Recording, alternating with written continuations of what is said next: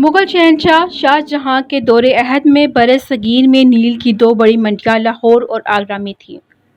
دیگر قابل ذکر منڈیاں ملتان، الہ آباد، سورت اور دلی میں تھیں، لیکن لاہور کی منڈی ان میں سب سے بڑی اور آگرہ کی کوالٹی وائز دیگر منڈیوں پر سبقت رکھتی تھی۔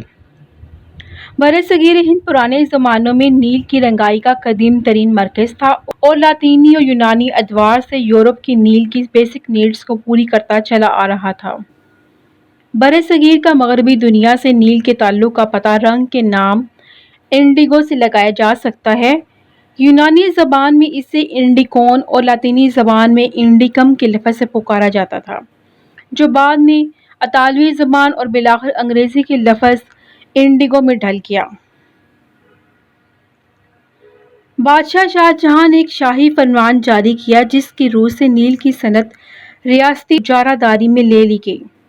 لاہوری دروازے کے بالکل پاس لاہور کی نیل منڈی میں ڈھنڈورجی نے بادشاہ سلامت کے فیصلے کا اعلان کیا، جسے یہ علم نہیں تھا کہ اس فیصلے نے برصغیر میں یورپی آبادکاری کی بنیادیں رکھ دی تھیں۔ انگریزی تاجروں کی برادری کی نیل کے کاروبار میں بڑھتی ہوئی دلچسپی کے پیش نظر شہنشاہ کو احساس ہوا کہ نیل کی کاشت میں اضافہ ہونا چاہیے۔ 400 برس قبل قدر و قیمت کے لحاظ سے یہ برصغیر کا سب سے بڑا برآمدی شعبہ تھا۔ اس شاہی فرمان نے نیل کی عالمی تجارت پر بہت برا اثر ڈالا۔ چنانچہ ولندیزی اور انگریزی تجارتی کمپنیاں نے جو برصغیر کے ساحلوں کے ساتھ ساتھ جہاز رانی کیا کرتی تھیں، 19 نومبر 1633 کو اس اجارہ داری کو توڑنے کے لیے ایک حلفیہ معاہدہ کر لیا۔ انہوں نے یہ فیصلہ کیا کہ کوئی یورپی ملک 1 سال تک نیل کی خریداری نہیں کرے گا، اور جو ایسا کرے گا وہ اپنے من مانے ارزاں ترین نرخوں پر کرے گا، اور یہ کہ آئندہ نیل کی خریداری مشترکہ طور پر کی جایا کرے گی۔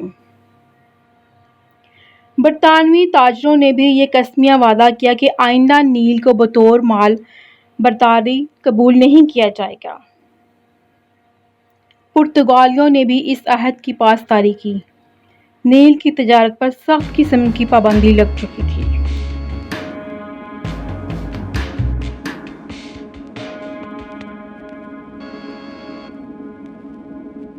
مغلیہ سلطنت پہلی بار کسی یورپی دباؤ کے تحت ہمت ہار بیٹھی تھی۔ اس کے بعد سے یہ دباؤ کبھی کم نہیں ہوا۔ نیل کے بعد پنجاب کی روئی پر قبضہ جمایا گیا۔ جنوب میں انہوں نے گرم مسالے کی تجارت ہتھیا لی۔ چنانچہ پرتگالیوں کے ساتھ ساتھ ولندیزیوں، فرانسیسیوں اور بالآخر برطانوی تاجروں نے اپنے اپنے کردار ادا کیے، لیکن مغلیہ عہد میں نیل نے لاہور میں ایک خاص کردار ادا کیا تھا۔ مارکو پولو 13ویں صدی کی ایک تحریر میں بیان کرتا ہے کہ برصغیر میں یہ بہت مقدار میں نہایت عمدہ نیل بناتے ہیں۔ یہ ایک خاص قسم کی جڑی بوٹی سے بنتا ہے جو گرد و نواح سے اکٹھی کی جاتی ہے، اور جڑیں الگ کرنے کے بعد اسے بڑے بڑے برتنوں میں ڈال کر اس کے اوپر پانی اڈیلتے ہیں اور پھر اسے اسی طرح چھوڑ دیتے ہیں حتیٰ کہ پورا پودا سڑ جاتا ہے۔ ایک انگریز ولیم فنچ نے 30 اگست 1609 میں اپنی ڈائری میں لکھا کہ نیل کی 3 قسم کی پیداوار اس دور میں ہوتی تھی۔ اس کی سب سے بڑی اور بہترین قسم بیانہ کہلاتی تھی، جو آگرہ کے قریب ایک گاؤں کا نام بھی تھا، اور اس کی قیمت فروخت 400 برس قبل 25 روپے فی من تھی۔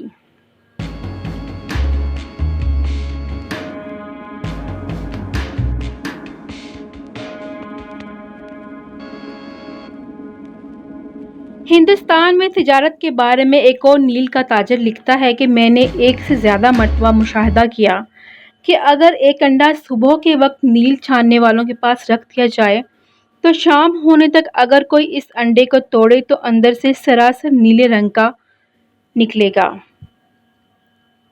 نیل کی دھول اس قدر جاذب ہوتی ہے۔ یہ بھی بہت سے لوگوں کے لیے حیرت کا باعث ہوگا کہ کرسٹوفر کولمبس کے جہازوں کے بادبانوں کے کینوس نیل میں رنگے ہوتے تھے۔ چنانچہ یہ کہا جا سکتا ہے کہ لاہور اور آگرہ کا نیل نئی دنیا کی دریافت کا چشمدید گواہ تھا۔ اسکاٹ لینڈ میں نیل سے ملتا جلتا ایک پودا وڈ پایا جاتا ہے، جو آج بھی اسکاٹ لینڈ کے روایتی چار خانے اور رنگین دھاری دار اونی کپڑے ٹویڈ میں استعمال کیا جاتا ہے۔ بنتی والے کپڑوں میں نیل کا استعمال 600 برس قبل سے بھی زیادہ عرصے سے ہو رہا ہے۔ مثال کے طور پر ہندوستانی ملاح جو کینوس کی پتلونیں پہنتے تھے وہ نیل میں رنگی ہوتی تھیں۔ یہ احمد آباد کے قریب ایک شہر ڈنگا میں تیار کی جاتی تھیں۔ اسی سے لفظ ڈنگری نکلا ہے۔ فرانسیسی میں جو ہمیشہ سے بہترین کپڑا بنانے والے تصور کیے جاتے ہیں وہ سرج کی طرح کا ایک خاص کپڑا بنایا کرتے تھے۔ نیمز کا شہر آج بھی فرانس کی ٹیکسٹائل صنعت کا مرکز گردانا چاہتا ہے۔ نیمز کی سرج یا سرج ود نیمز ہی بعد ازاں ڈینم کہلایا جس سے جینز پتلونیں تیار کی جاتی ہیں۔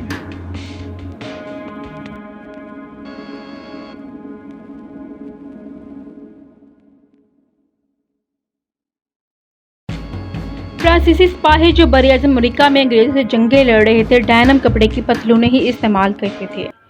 ڈینم اطالوی ملاحوں اور اہل حرفہ کا بھی لباس تھا جو خاص طور پر ان کی سب سے بڑی بندرگاہ جینوا میں ڈینم کی پتلونیں جینوا کی نسبت سے جینز کہلانے لگیں۔ یہ حیرت کی بات ہی تو ہے کہ ایک ایسی پیداوار جو زیادہ تر مغربی ہندوستان یا لاہور، آگرہ، احمد آباد اور ملتان میں تیار کی جاتی تھی، ساری دنیا کا سفر کرتی ہوئی دنیا میں سب سے زیادہ پہنے جانے والے کپڑے میں ارتقا پذیر ہوئی۔ جب 19ویں صدی میں جرمنی کے ایک سائنسدان نے جس کا نام بائر تھا مصنوعی عمل سے نیل تیار کر لیا تو قدرتی نیل کی مانگ گر گئی۔ جس وقت سے انگریزوں نے نیل کے کاروبار پر اپنا قبضہ جما لیا تو نیل کی مانگ کم ہونا شروع ہو گئی، خصوصاً اس وقت سے بھی جب لوگوں نے نیل کے پودے دیگر ممالک میں بھی اگانے شروع کر دیے۔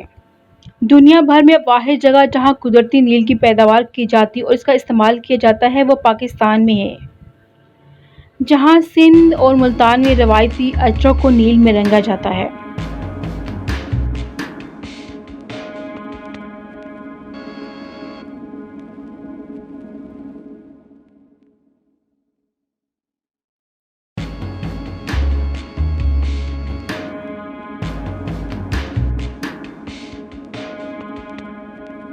لاہور میں نیل کا کاروبار تقریباً ختم ہو چکا ہے۔ اندرون شہر میں گلیوں کے نام جیسے رنگ گلی اور نیل گلی صرف بوڑھے لوگوں کو یاد ہیں اور اب تو ان کے نام بھی تبدیل کیے جا رہے ہیں، جیسے چوک چکلا کا نام اب چوک بخاری ہے، لیکن چونکہ پاکستان میں دنیا کے بہترین درمیانے ریشے کی روئی پائی جاتی ہے اور ڈینم کپڑے تیار کرنے کے کارخانے لگائے جا رہے ہیں، نیل کی رنگائی کا کام دوبارہ شروع ہو رہا ہے۔ افسوس اس بات کا ہے کہ اب یہ رنگ دوسرے ممالک سے درآمد کیا جاتا ہے۔ ایک ایسے ملک اور شہر کے لیے یہ ایک اداس کر دینے والی حالات کی تبدیلی کا نام ہے جو دنیا بھر کو بے تحاشا نیل کا رنگ فراہم کرتا رہا ہے۔